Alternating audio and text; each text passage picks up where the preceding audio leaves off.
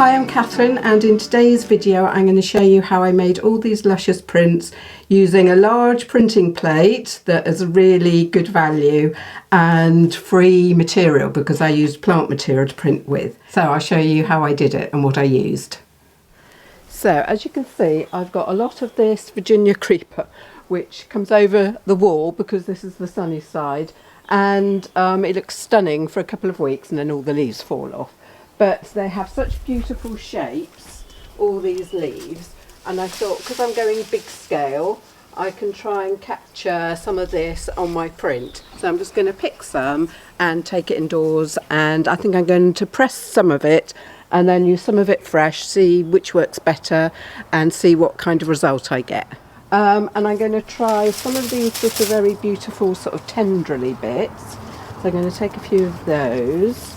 And then I'm also going to take some bigger leaves because I think they'll make really sort of striking prints. They might be easier to use than the smaller leaves. So I'm going to take some of these.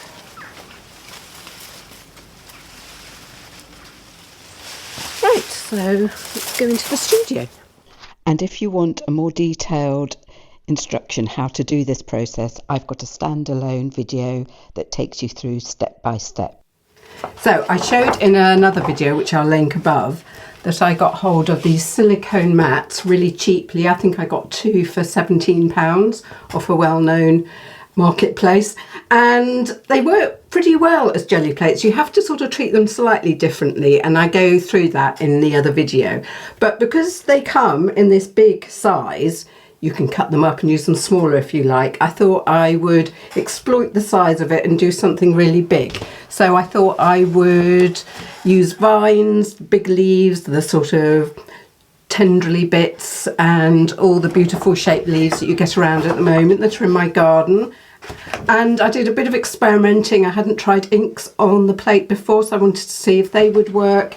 And then I did some more with acrylic paints. So it's a really kind of affordable way of making some beautiful prints. And I'll show you all the ones I did, even the ones that didn't turn out very well. And even some of those, I wouldn't use them as a whole piece, but there might be parts of it. Even sometimes, because I was using tissue paper quite a lot, I actually sometimes preferred looking through the back. And when you glue that onto something, you see that image as well. So nothing will be wasted. And I've got lots of projects in mind for how I'm going to use these prints. With these first prints, I'm trying out these inks because I used them with my gel plate a few months ago. I'll link that video, and I got some beautiful results with that. So I'm hoping it might work the same on the silicone mat, which is a bit slippery, so I'm taping it down before I get started. And I'm just using the vines that you saw me picking. These ones I haven't pressed first. I just thought I'd see how they'd work on the silicone mat. And these inks are very different to using acrylic paints because they're sort of really thick and viscousy. They are based on oil, even though you can wash them with soap and water, and they take quite a long time to roll out. So I have cut some of that out so it's not too tedious for you. And I'm putting, as I say, I'm putting the leaves down with the veiny side onto the plate because you want to get as much of an impression as possible. This time I'm using cartridge paper over the top, and although you get good prints on cartridge paper, it's not as good as what you want to do is sort of get every little detail pushed into the ink, and I'm not sure that worked that well. So I'm just sort of experimenting at this stage. So now I'm using the tissue paper to take the print off. Another difference between using these inks and acrylic paints is that they have a much longer time before they dry. So you can leave it for as long as you like. It actually takes several days to dry completely. And I'm using really thin layers. And it's hard to see really because this is quite a subtle print, but there is quite a lot of detail. And you do see the veins. So I'll show you the close-up of this one here.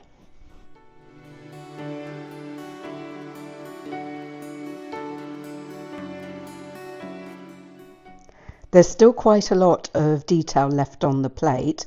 That's another thing you get with these inks. So I thought I'd try and take it off with a second layer. And I'm also putting some prints in as well. I've just been to Prague and there was so much decoration everywhere. I just like the idea of mixing these sort of brocade stamps in with the vines. I think it could look quite pretty. But as you can see, this print just didn't come out very well. The ink is not transferring well from the silicone mat on, at least onto the cartridge paper. So I thought I'd try again using the tissue paper because it's much more sort of sensitive and responsive and picks up more detail because it's so much thinner. So I'm doing a similar thing again using these larger leaves, and I'm making real sure that I sort of press down on every area I can, including where the stalks go, because anything that's a little bit thicker, it's a little bit hard to get a good impression because the paper's going to sort of go convex round it. So that's why I went over it again with my hands.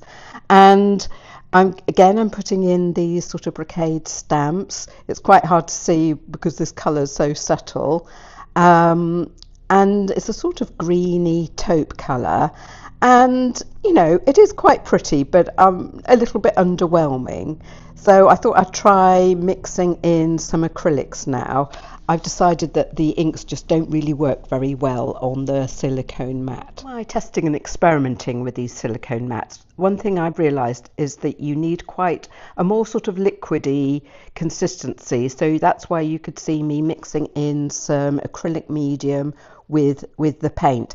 And it doesn't really matter which acrylic medium you use. I'm using the textile medium because it just comes in a bottle and it's easier to apply. Also, it's a little bit thinner than some of them, and I think that gave a good kind of thinness to the paint.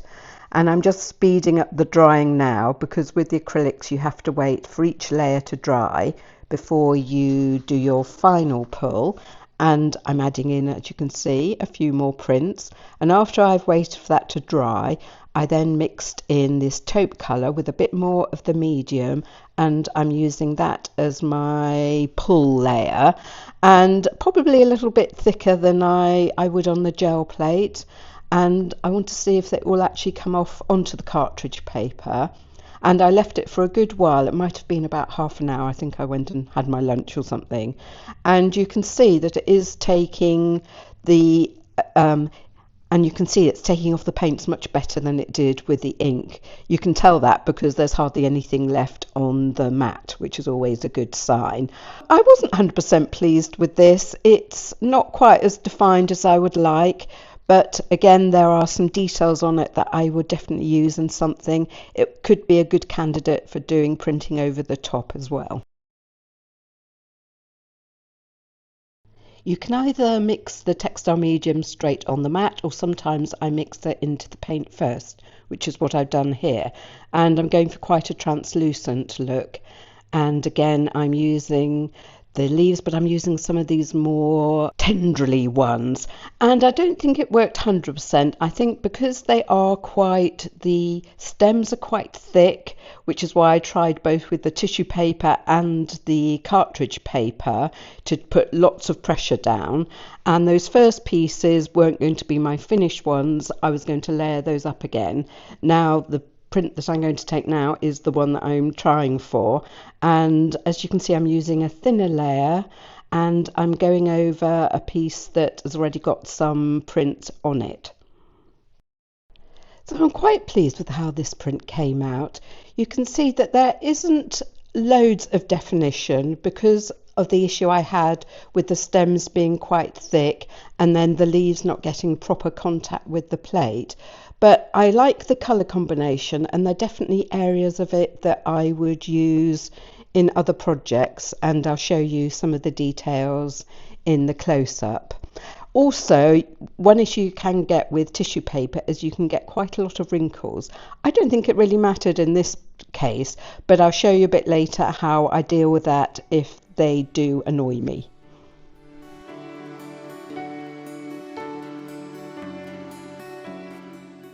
I did then decide to press some of the leaves just overnight in my large pad, putting books on top just to put some pressure down.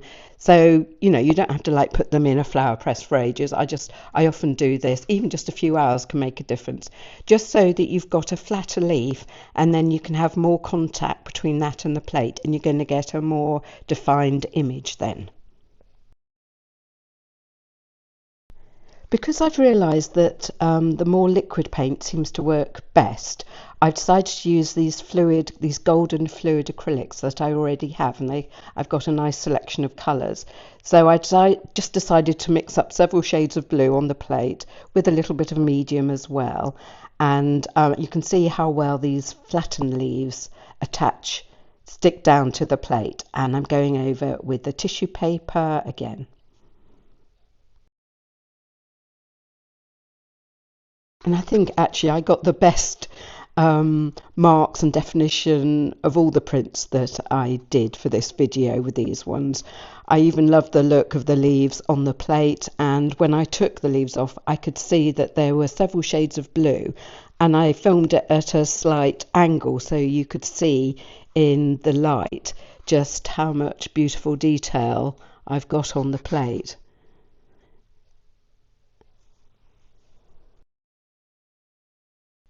And having waited for it to dry, which happened very quickly because it's acrylic and because they're thin layers, I'm now mixing up a sort of creamy, reddish, pale, peachy colour to do the pull with. And again, mixing some more textile medium, so I've got a nice thin layer.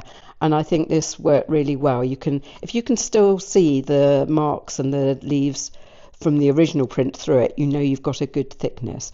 And I waited a good amount of time for it to dry, as you can see, putting on books just to give a little bit more pressure. And I was really pleased with this. I think this is one of my favourite, even though it's left something on the plate. And I decided, because there are a few areas of white, that I'd just go over with a little bit of watercolour just to knock back some of the white. This is something I like to do with my prints if they don't turn out perfectly. And, you know, it's mixed media, so I can do whatever I like with them, can't I? And I'm just going in with some watercolour, and I sometimes use pencils as well to add a bit of definition. It's a really good way of just taking your print to the next level.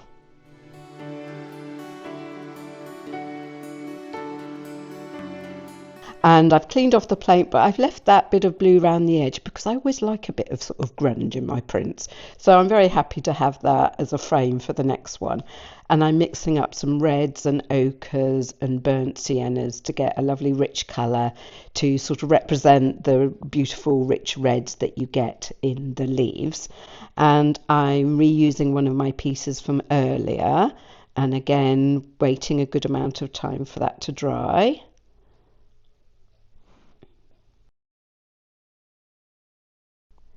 And then once that first layer is dry, I'm taking off all the leaves. I think I've got a bit better definition this time. I'm still struggling with these vines to get the sort of idea that I have in my head of these beautifully defined tendrils and leaves, but practice makes perfect. And I'm just using a squeegee to try and put as much pressure on the tissue paper as possible, just to avoid some of the veining. And again, with this one, I wasn't totally happy with it overall, but there are some lovely sort of areas that I will definitely use in collage or for covering books or the other projects that I've got planned. I'm now having another go with some turquoise paint again. I always go back to turquoise, it is one of my favourite, and I think it pairs beautifully with the sort of reds and browns. And I'm going back to the large leaves because I'm definitely getting better result with the large leaves. And I'm taking off this first lot of paint, just using the cartridge paper, using the roller to get really good pressure. And then I'm using tissue paper because I felt that I didn't get it all off with the cartridge paper, and you can see how much better that is as getting off all the surrounding paint, and then that helps you get really defined shapes, whatever you're printing with.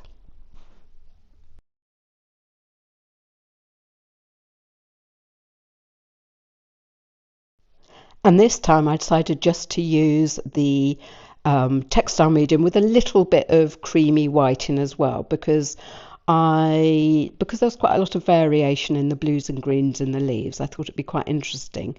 Also, I'm putting it over something that's got quite a bright colour already, and I didn't want to bring too many colours into it. Using the squeegee again to try and get it as close to the plate as possible, using my hairdryer just to speed things up a bit. And this was one of my favourite ones as well. I really like the way how when you've printed already, so the first print with this piece of paper, I've got a negative shape, and now I'm putting a positive shape on it.